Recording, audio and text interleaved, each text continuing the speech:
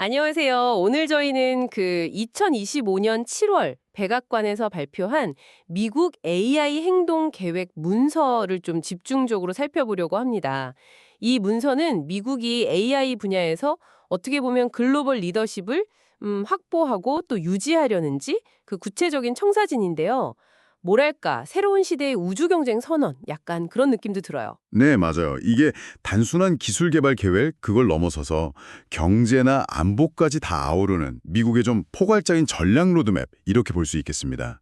서문에서 AI로 산업혁명, 정보혁명, 르네상스를 동시에 이루겠다 뭐 이런 표현을 썼을 정도니까요. 이야, 포부가 대단한데요? 네, 이 야심찬 계획의 핵심 그 세 가지 주요 기둥을 중심으로 저희가 좀 이야기를 나눠보면 청취자 여러분께서도 그 큰 그림하고 맥락을 좀 쉽게 파악하실 수 있지 않을까 싶습니다. 좋습니다.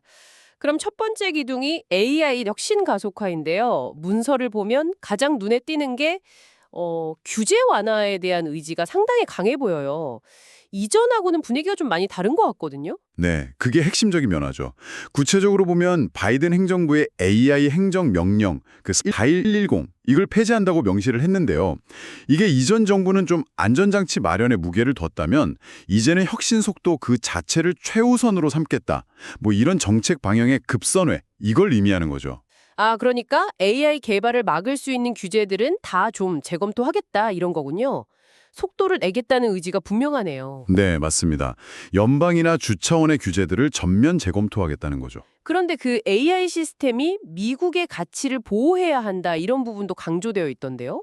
이건 어떤 의미일까요? 네, 그 계획에서는 AI가 어떤 이념적 편향 없이 객관적 진실을 추구해야 한다. 이렇게 이야기하면서요. 여기서 말하는 미국의 가치라는 건 아마 표현의 자유 같은 그런 핵심 원칙들을 의미하는 걸로 보입니다. 이걸 보호하도록 AI를 설계해야 한다는 점을 강조하고 있는 거죠. 그렇군요. 그리고 더불어서 기술 투명성을 높이기 위해서 오픈소스나 오픈웨이트, AI 이런 걸 장려하고요. 또 시대가 변하니까 노동자들을 위한 기술 교육이나 재훈련 지원 방안 이런 것도 포함하고 있습니다. 혁신 속도도 내면서 또 특정 가치 보호나 노동자 지원까지 고려한다. 알겠습니다. 자, 그럼 이 혁신을 뒷받침할 물리적인 기반, 그러니까 미국 AI 인프라 구축, 이 두 번째 기둥으로 넘어가 볼까요? 저는 그 구호가 되게 인상적이었어요. 건설하라, 아이처럼 건설하라. 빌드 베이비 빌드. 아, 네. 상당히 직설적인 표현이죠. 그만큼 AI를 돌리는데 꼭 필요한 데이터 센터나 반도체 제조 시설, 그리고 이걸 위한 에너지 인프라 건설, 여기에 대한 절박함, 의지, 이런 걸 보여주는 것 같습니다. 핵심은 그럼 건설 허가 절차를 좀 빨리빨리 해주겠다 이건가요? 네, 그렇습니다.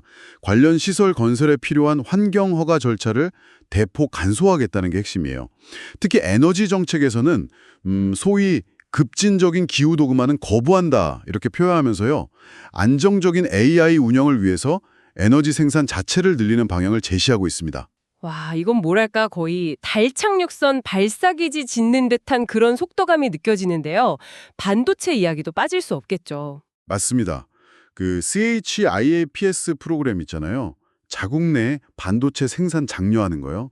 그걸 적극 활용해서 미국 내 반도체 제조 역량을 다시 살리고 동시에 이 모든 인프라 건설하고 운영하는 데 필요한 숙련된 노동력 이것도 키우겠다는 계획입니다. 아, 인력 양성까지. 네. 여기에 더해서 군사나 정보기관에서 사용할 아주 보안 수준 높은 데이터 센터 구축 이것도 중요하게 언급하고 있고요. 국내 기반을 이렇게 탄탄하게 다지고 나면 이제 시선은 자연스럽게 해외로 갈 것 같은데요. 마지막 세 번째 기둥이 국제 AI 외교 및 안보 주도인 걸 보면 딱 그렇죠. 네, 그렇습니다. 미국 내에서만 잘해서는 이 글로벌 AI 경쟁에서 이길 수 없다. 뭐 이런 판단인 거죠. 그래서 동맹국이나 파트너 국가들한테 미국의 AI 기술, 그러니까 뭐 하드웨어, 모델, 소프트웨어 이런 것들을 적극적으로 수출해서요. 일종의 미국 AI 동맹 같은 걸 구축하려는 겁니다. 아, 기술을 나눠주면서 우리 편으로 만들겠다. 이런 전략이군요. 네, 기술 공유를 통해서 연대를 강화하는 거죠. 동맹은 강화하면서 동시에 경쟁 상대로 보는 국가들에 대한 견제도 확실히 하려는 것 같아요. 수출 통제 이야기가 나오는 걸 보니까요. 네, 정확합니다. 그 첨단 AI 컴퓨팅 칩이나 반도체 제조 기술 같은 핵심 기술들 있잖아요. 이런 게 적대국으로 넘어가는 걸 막기 위해서 기존의 수출 통제를 더 강화하고 또 발견된 허점들은 보완하겠다. 이런 의지를 분명히 하고 있습니다. 중국을 겨냥한 거겠죠, 아무래도. 노력, 이것도 같이 하고요. 안보 쪽에서는 그 최첨단 AI 모델이 혹시라도 악용될 경우에 생길 수 있는 위협들, 예를 들면 뭐 생화학 무기 개발이라든가 아니면 아주 정교한 사이버 공격 가능성 같은 것들이요. 이런 걸 미리 평가하고 대비책을 마련하겠다. 이런 내용도 포함되어 있습니다. 그렇군요. 종합을 해보자면 이번 미국 AI 행동 계획은 규제 완화를 통해서 혁신은 가속하고 또 대규모 인프라 투자를 하고 그리고 동맹 강화와 수출 통제를 같이 가져가는 국제 전략 이 세 가지 축을 통해서 미국의 AI 패권을 확고히 하려는 아주 야심차고 어떻게 보면 좀 공격적인 계획이다 이렇게 볼 수 있겠네요. 물론 뭐 노동자 지원이나 편향성 문제 같은 원칙적인 부분도 언급은 하고 있고요. 네, 목표의 크기나 그 추진 방식 모두에서 아주 강력한 의지가 느껴지는 그런 계획입니다. 자, 오늘 내용을 이제 마무리하면서요. 청취자 여러분께 좀 생각해 볼 만한 질문을 하나 던져드리고 싶습니다. 이 계획은 명백히 속도를 최우선 가치로 두고 있는 것 같아요. 규제를 풀고 건설을 막 독려하고 있잖아요.